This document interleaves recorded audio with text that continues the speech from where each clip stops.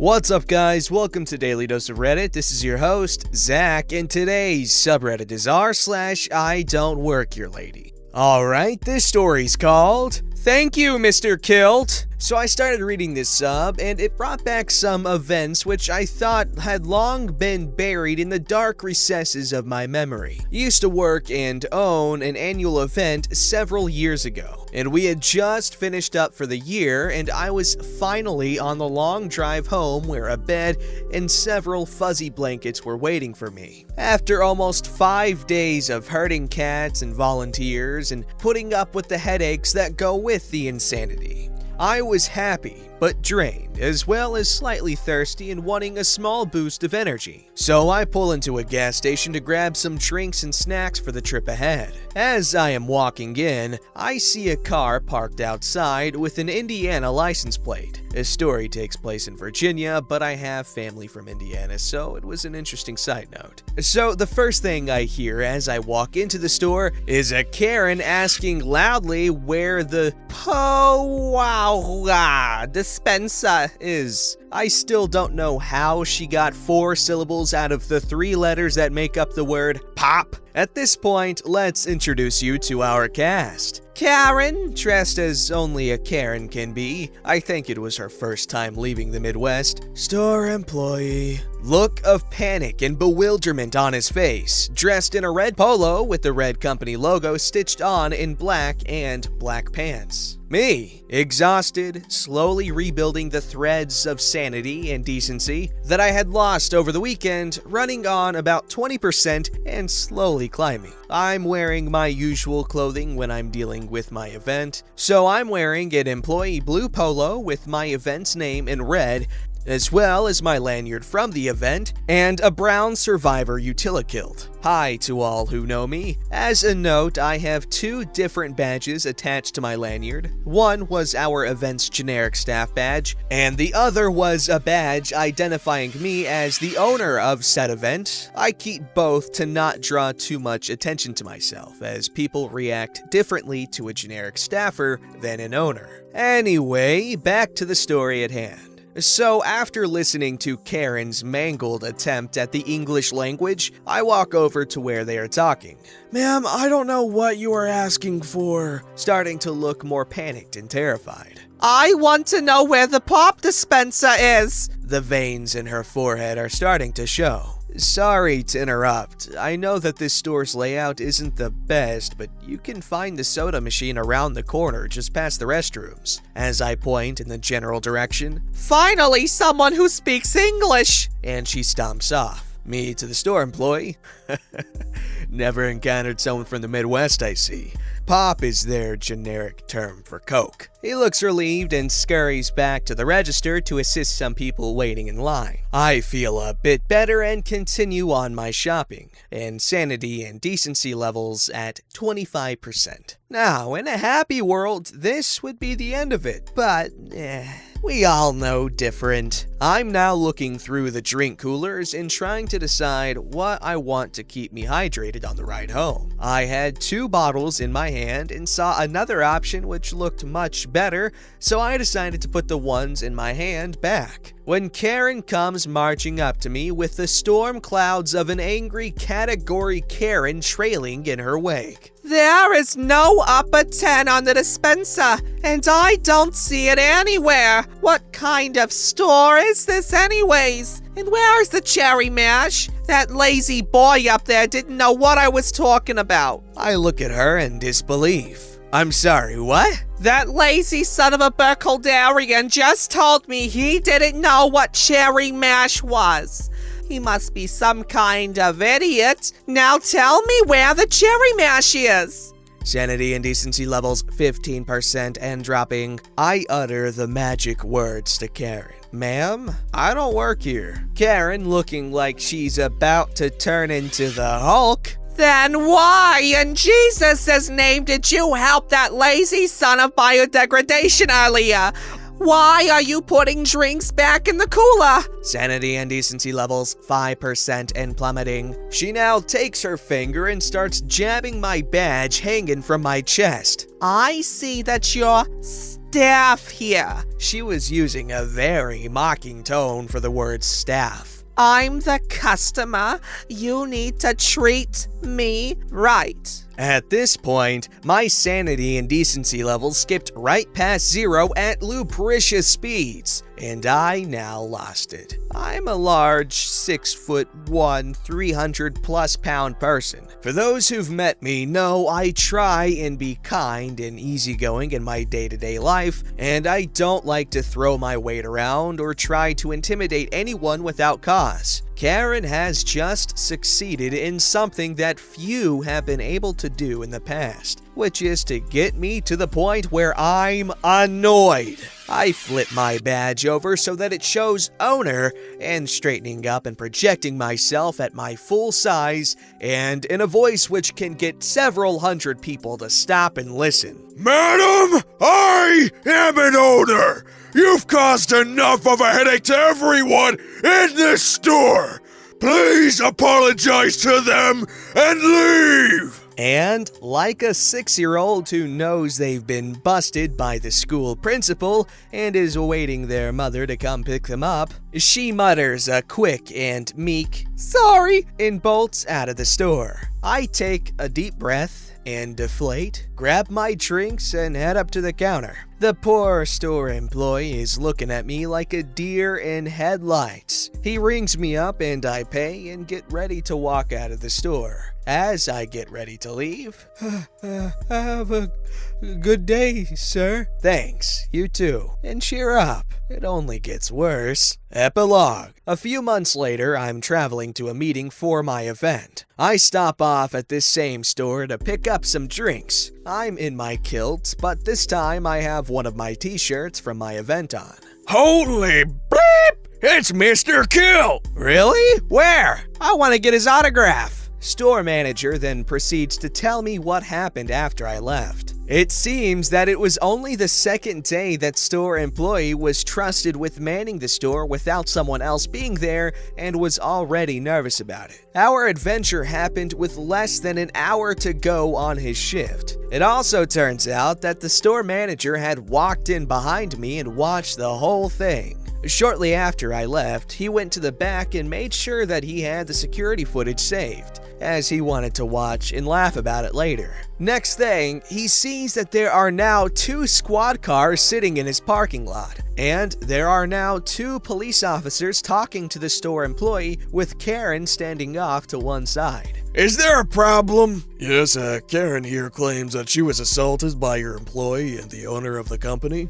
Officer, I'm not sure how that is possible, because the owner is at corporate up in Pennsylvania. Don't lie, he showed me his badge and it said owner on it. Store manager holding the name tag he was wearing. Ma'am, well, did it look something like this? Well, not exactly.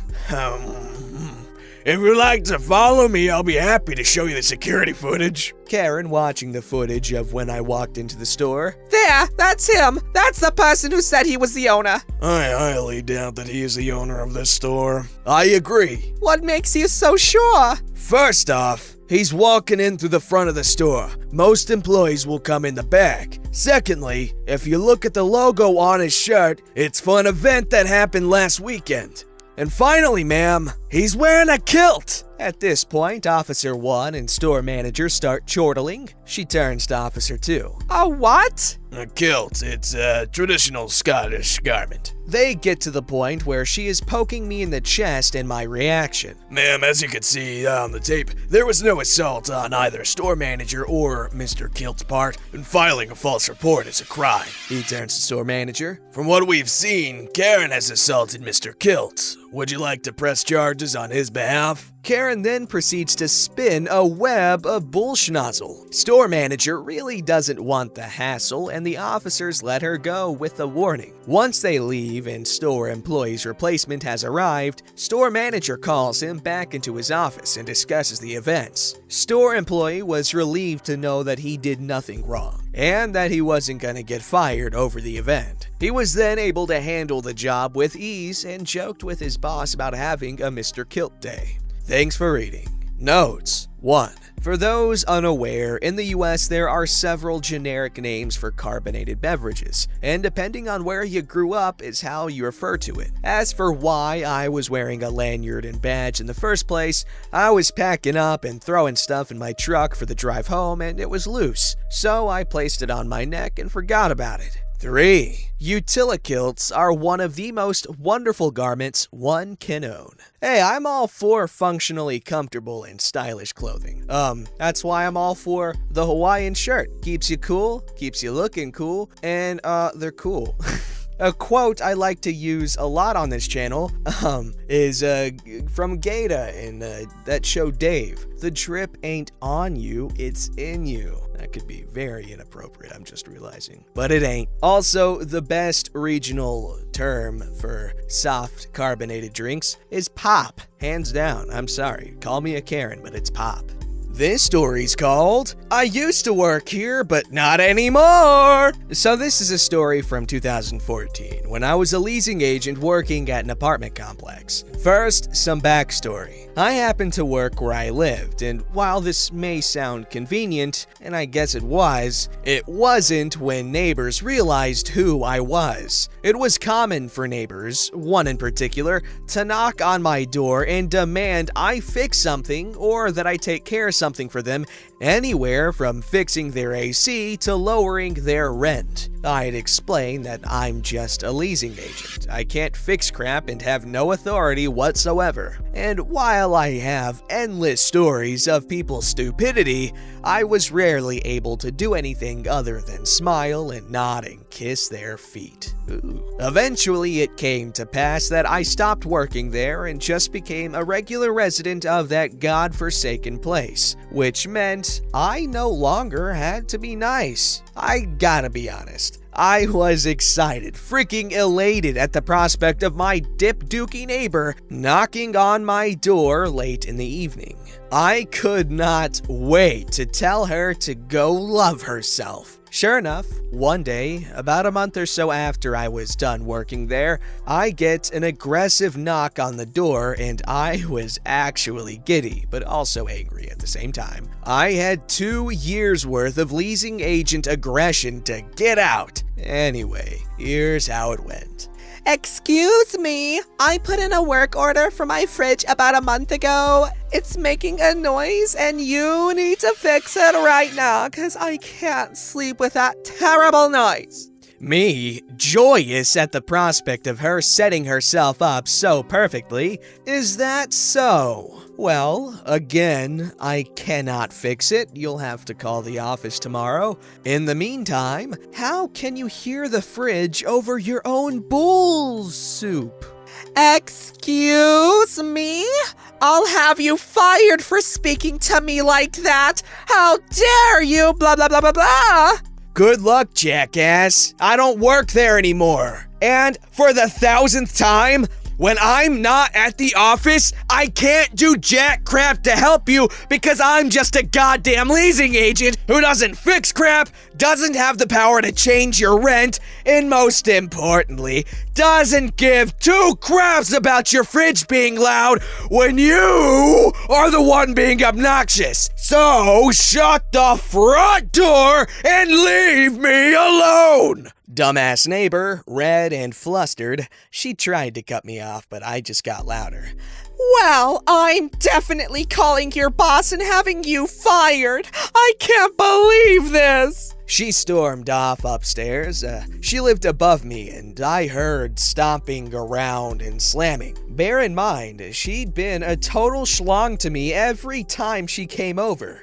The others who bothered me, at least, were nice when I explained to them why I couldn't help. She was always loud, obnoxious, and an absolute prick when she'd come to bug me. So anyway, I get a call from my old boss the next day, which was wonderful because at first she was like, So I heard from dumbass neighbor that you used some inappropriate language and were rude to her? That's unacceptable. She just busted out laughing. This neighbor was constantly causing ruckus, making complaints, being a schlong to all the staff, and my old boss was just happy for me. saying, God, I'm jealous. You have no idea how much I want to do that to people, but we just have to freaking smile and take it. What was it like? So, yeah, we had a laugh about it. That was a nice aftermath to that. And that lady moved out later that year, and I did the following year. I hope you enjoyed reading that as much as I enjoyed living it. And if you know of a good sub to share leasing agent stories, please let me know because I've got some real doozies. For example, the time a resident asked me to take pictures of him for OkCupid. Thanks! Must have felt pretty good. I know for a fact that I'd love to cuss out some hotel guests. Some people are jerks, man. This story's called Karen Follows Me into the Men's Restroom. A few weeks ago, I was visiting my local big box bookstore looking for good clearance items before the store closed permanently. The dead mall it was attached to is being demolished. The store has no dress code, but the employees do wear lanyards, and I wasn't. So I was browsing around my preferred sci-fi section when I realized I needed to use the nearby restroom. So I headed in that direction, which happened to also be next to the mid-store customer service counter. Karen notices me, positions herself directly in front of me, and blocking my path to my urinary destination. I don't know why you don't keep that desk staffed, but I really need your help finding my book. Are you gonna help me or not? Not, I say, remembering the urgency of my business, and I step around her with a variation of, I don't work here, continuing to my destination, thinking that will be the end of the encounter. It's not to be. I hear her voice rising in pitch and volume on its way to full Karen Banshee as she literally follows me into the men's restroom, and I'm convinced she was about to grab my arm and pull me around to face her. Being conscious of social norms about public exposure, I made it into a stall and locked the door for privacy. That didn't stop her from knocking on the door and threatening to get me fired before she heard the really solid stream hit the water and, I'm convinced, realized for the first time what it was she had done. I heard her embarrassed sounding squeak huff, and she hightailed it out of there. I finished my thing and washed my hands and came out to witness her being escorted out of the store by a properly lanyarded employee. I only got the tail end of the conversation where Karen stated she was never coming here again, and the employee had the classic response, "Neither am I. We're closing." I'm curious as to what universe following a person into the restroom to pester them is a good idea, because it's definitely not this one. I figured it out. It must be the same universe where that Karen's brain is, because it obviously isn't this one. Ha! Don't forget to like, subscribe, and hit that bell to never miss an episode.